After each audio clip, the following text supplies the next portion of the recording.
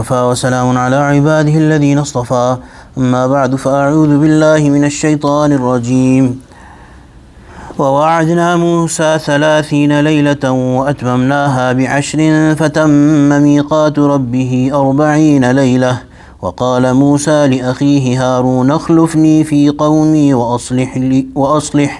وأصلح ولا تتبع سبيل المفسدين صدق الله العظيم وبلغنا رسوله النبي الكريم ونحن على ذلك من الشاهدين والشاكرين والحمد لله رب العالمين. So the story of Sayyidina Musa ala Nabina alayhi salatu wassalam and his people, the children of Israel, Bani Israel, is going on. This is Surah Al-A'raf. Last week we had read that as soon as they crossed they basically got freedom from the people of Fir'aun, the Bani Israel. They came across a nation that were worshipping an idol, and they said that they requested Sayyidina Musa that ask Allah to appoint something like this, something physical for us, so that we could worship it. Sayyidina Musa in some very wise words, he reprimanded them. He told them that this is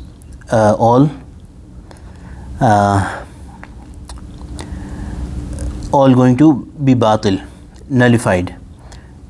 This is all falsehood that they are worshipping, and you know Allah subhanahu wa ta'ala, He has just given you relief from the people of Fir'aun, and one hint was that can any of these idols save you in this miraculous way that Allah subhanahu wa ta'ala has saved you? So what a petty demand it is that you are asking for an idol to be worshipped. Hakim al-Ummat Maulana Shafi Sahib Thanvi rahimahullah, he has in Ma'arif he has written that one thing that we learn from this is that there's a hadith that he has quoted where at one point the Sahaba, they requested the Prophet sallallahu alaihi wasallam to appoint a tree just like the mushrikeen. So the mushrikeen would have a tree or something where they would hang their weapons. So they asked the Prophet ﷺ to appoint a tree for them as well, so that they could hang their weapons. So the Prophet ﷺ recited this ayah in response. So from this, Hakim al-Ummat Maulana Shafi Sahib Thanvi rahimahullah has written that even in worldly affairs, to follow the ways of kuffar, the enemies of Allah, is prohibited, let alone in ibadat. Even in worldly things, hanging of weapons is a worldly thing, but the Prophet ﷺ did not like it.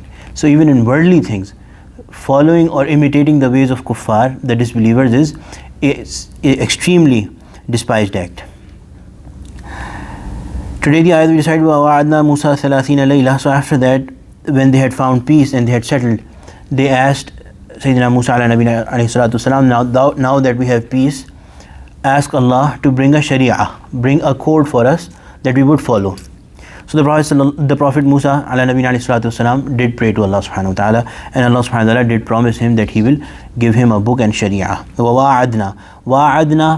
Hazrat ulama have written that this means that it's a two-sided promise. So Allah subhanahu wa ta'ala promised that Allah subhanahu wa ta'ala is going to give them a book and sharia, or a code, and asked something in return, or to be very clear, very specific, Allah subhanahu wa ta'ala set a training period or a way of i'tikaf, or a period of seclusion, or a period of ibadah or worship in seclusion for Sayyidina Musa ala Nabina alayhi salatu wassalam. Allah. So this was the pact, that Sayyidina Musa will worship Allah subhanahu wa ta'ala for so many days, and then Allah subhanahu wa ta'ala will give him not so many days, so many nights. وَوَعَدْنَا مُوسَى 30 لَيْلَةً. We made an appointment with Musa for 30 nights. وَأَتْمَمْنَاهَا ب10. Then we supplemented them with another 10. So 30 plus 10 is 40. So therefore, our mashayikh of Tablighi Jamaat, our mashayikh of Tasawwuf, when they say that you have to spend 40 days, there is proof for that right there in the Quran. So some people question it, but this is the answer. Anyway, so appointment of 40 days, 3 days, all of them have sources, and they are well established that they have a special effect. Completing a certain duration has a special effect in the in the uplifting of the soul. For example, Hakim al-Ummat Ma'ashar Sa'ad Thani rahimahullah has quoted a hadith under this, where the Prophet ﷺ is known to have said that whoever worships Allah subhanahu wa ta'ala sincerely for 40 days, Allah subhanahu wa ta'ala puts in their chest rivers of wisdom, beautiful wisdom, a special kind of wisdom. So anyway, so Allah subhanahu wa ta'ala asked Sayyidina Musa to do i'tikaf or pray to Allah subhanahu wa ta'ala in seclusion, worship Allah subhanahu wa ta'ala in seclusion on the Mount Tur for 30 nights. And nights here, it refers to Thalathina Layla. So Layla means that nights.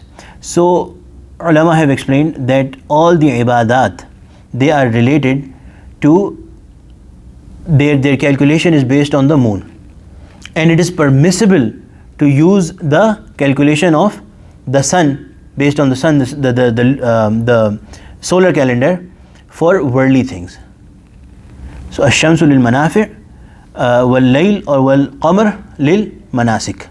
For the moon is for taking care of your worships, and the sun is for, it is permissible that you take care, you keep the count of the solar calendar for your worldly things, worldly affairs. وَأَتْمَمْنَاهَا بِعَشْرٍ. Now some Mufassirin have said that why did Allah subhanahu wa ta'ala give 30 nights first and then completed it with 10 nights more? Ulama have said, quoted different things. The one that Mufti Shafi Sahib rahimahullah has written, that is the most probable, is that the reason why Allah subhanahu wa ta'ala does it, and this is what Hakim al-Ummat has written as well, that the reason why Allah subhanahu wa ta'ala has done it is because the way of Allah subhanahu wa ta'ala himself and the way of the Prophet sallallahu alaihi wasallam and the preferred way of Allah subhanahu wa ta'ala for the mashayikh or those who are training others is to gradually bring somebody to something.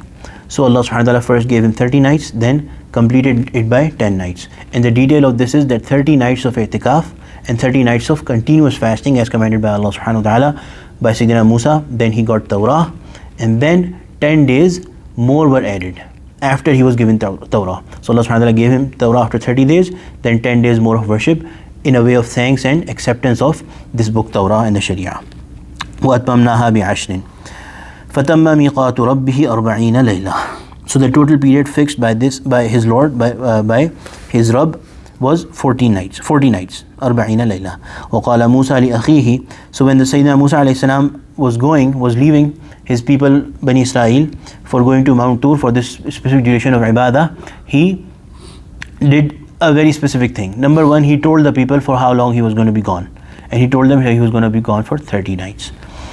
But Allah subhanahu wa ta'ala's wisdom was that Allah subhanahu wa ta'ala extended it to 40 nights. So it happened, and we'll learn when we read more, that in those 10 extra days they were such a nation that they said that Nauzubillah, Musa alayhi salam has not come for 10 nights, or he has not come after 30 nights, so now Nauzubillah, he's maybe lost or something.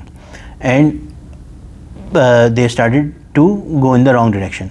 So the other thing that Sayyidina Musa alayhi salam did was to appoint somebody to take care of his nation behind him. And this is, therein is the dalil or the evidence of appointing khulafa, that a person in their absence, they have to appoint somebody who will take care of affairs in their absence. So the Prophet ﷺ, whenever he would be gone from Medina, he would definitely for sure appoint somebody behind him.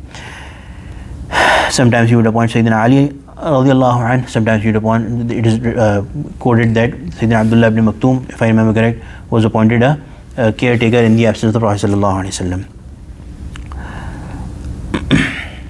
And he said, وَقَالَ مُوسَى لِأَخِيهِ هَارُونَ أَخْلُفْنِي فِي قَوْمِي, that he made them take my place among my people, وَأَصْلِحْ, and keep things right, وَلَا تَتَّبِعْ سَبِيلَ الْمُفْسِدِينَ, and do not follow the way of the mischief makers. So Sayyidina Harun ala Nabiyina alayhi salatu wasalam was also a Nabi. It's not possible that he would do na'uzubillah some mischief, but it was that do not do anything that will let the mischief makers find space to do their thing. So be very careful, be very watchful, and do not let anything happen that will give space to the mischief makers, to the naughty people.